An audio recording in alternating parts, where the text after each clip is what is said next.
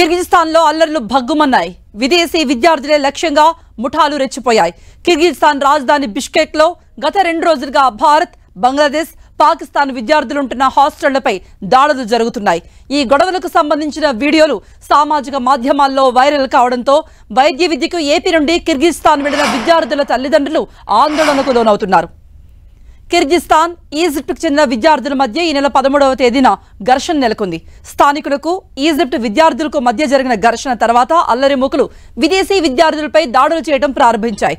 వారు ఉంటున్న మెడికల్ విశ్వవిద్యాలయ వసతి గృహాలే లక్ష్యంగా దాడులకు తెగబడ్డాయి. కిర్గిజిస్తాన్లో వైద్య విద్య చదివేందుకు భారత్ నుండి ఎక్కువగా విద్యార్థులు వెళుతూ ఉంటారు. జీవన వ్యయం, వైద్య విద్యకు ఫీజులు తక్కువగా ఉండడంతో ఈ దేశాన్ని ఎంచుకుంటూ ఉంటారు. 2021లో 61,000 మంది విదేశీ విద్యార్థులకు అడ్మిషన్ ఇచ్చింది కిర్గిజిస్తాన్. అందులో భారత్కు చెందిన విద్యార్థులు సుమారుగా 14,500 వరకు ఉండగా, పాకిస్తాన్కు చెందిన విద్యార్థులు 10,000 మంది ఉంటారని సమాచారం. పశ్చిమ గోదావరి, కాకినాడ, తూర్పు గోదావరి జిల్లాలతో పాటు రాష్ట్రంలో పలు ప్రాంతాలకు చెందిన కొంతమంది తెలుగు విద్యార్థులు వైద్య విద్య చదివేందుకు అక్కడికి వెళ్లినట్టుగా తెలుస్తోంది. క్లినికల్ శిక్షణ సహా 5 నుండి 6 ఏళ్ల ఎంబీబీఎస్ కోర్సుకు కిర్గిజిస్తాన్లో సుమారుగా 22 లక్షల రూపాయల వరకు వ్యయం అవుతూ ఉంటుంది. అదే మన దేశంలో అయితే ఒక్క ఏడాదికి 25 లక్షలు ఖర్చు అవుతాయి. దీంతో తక్కువ ఫీతో వైద్య విద్య అందిస్తున్న కిర్గిజిస్తాన్లో భారత విద్యార్థులు ఎక్కువగా ప్రవేశాలు పొందుతున్నారు. విజయనగరం జిల్లా రాజాం ప్రాంతానికి చెందిన 12 నుండి 15 మంది విద్యార్థులు కిర్గిజ్ రష్యన్ స్లావిక్ విశ్వవిద్యాలయం, మరికొన్ని వర్సిటీల్లో చదువుతున్నారు. వర్సిటీల యాజమాన్యాలు విద్యార్థుల్ని వసతి గృహాలకు పరిమితం చేసి గేట్లు మూసివేశాయి. స్థానిక పోలీసులతో బందోబస్తు ఏర్పాటు చేయడం ద్వారా ఆందోళనకారులను వసతి గృహాల్లో రాకుండా నిలువరించేందుకు కట్టుదిట్టమైన భద్రతా ఏర్పాట్లు చేశారు. ప్రతి హాస్టల్లో 4 ప్రొఫెసర్లను విద్యార్థులకు తోడుగా ఉంచారు. పరిస్థితి సద్దుమణగకపోతే వారం రోజుల పాటు ఆన్లైన్ తరగతులు నిర్వహించేందుకు అక్కడి విశ్వవిద్యాలయాలు అన్ని ఏర్పాట్లు చేస్తున్నాయి. కిర్గిజిస్తాన్ అల్లర్లతో భారత్ అప్రమత్తమైంది. అక్కడ భారతీయ విద్యార్థుల్ని అలర్ట్ చేసింది. విద్యార్థులు ఎవరు కూడా బయటకు రావద్దని సూచించింది. ఎప్పటికప్పుడు విద్యార్థుల సమాచారం తెలుసుకుంటున్నామని, ఏదైనా సమస్య ఉంటే ఎంబసీని వెంటనే సంప్రదించాలి అంటూ భారత రాయబార కార్యాలయం తెలిపింది. ఈ మేరకు ఒక ఫోన్ నంబర్, ఒక కాంటాక్ట్ కూడా విద్యార్థులకు అందజేసినట్టుగా సమాచారం. ఏదైనా సహాయం కావాలంటే భారత రాయబార కార్యాలయాన్ని సంప్రదించాలని బిష్కెక్లో భారతీయ విద్యార్థులకు భారత విదేశాంగ మంత్రి ఎస్ జైశంకర్ సూచించారు.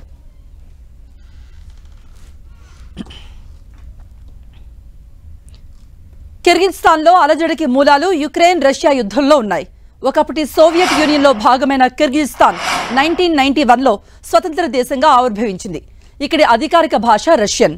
2022 ఫిబ్రవరి 24న యుక్రెయిన్పై రష్యా హఠాత్తుగా దాడి చేయడంతో కిర్గిజిస్తాన్కు ఒక్కసారిగా కష్టాలు వచ్చిపడ్డాయి. రష్యా నుంచి వచ్చే పెట్టుబడులు ఆగిపోయాయి.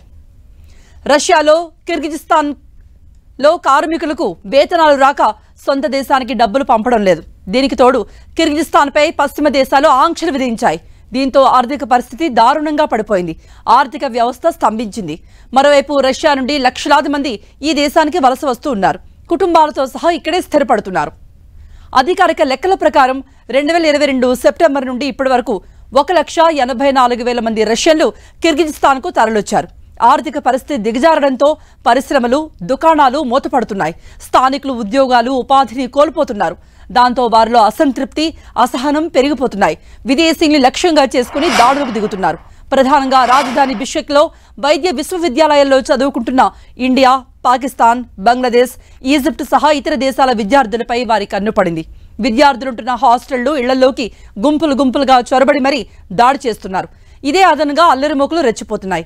విద్యార్థులు సైతం ప్రతిఘటిస్తుండటంతో పరిస్థితి మరింత ఉద్రిక్తంగా మారుతోంది. గత కొన్ని రోజులుగా ఘర్షణలు పేటరేగిపోయాయి. ఇరు వర్గాల మధ్య దాడుల్లో ఇప్పటికే పలువురు గాయపడ్డారు. 3 పాకిస్తాన్ విద్యార్థులు మృతి చెందినట్టుగా వార్తలొచ్చాయి.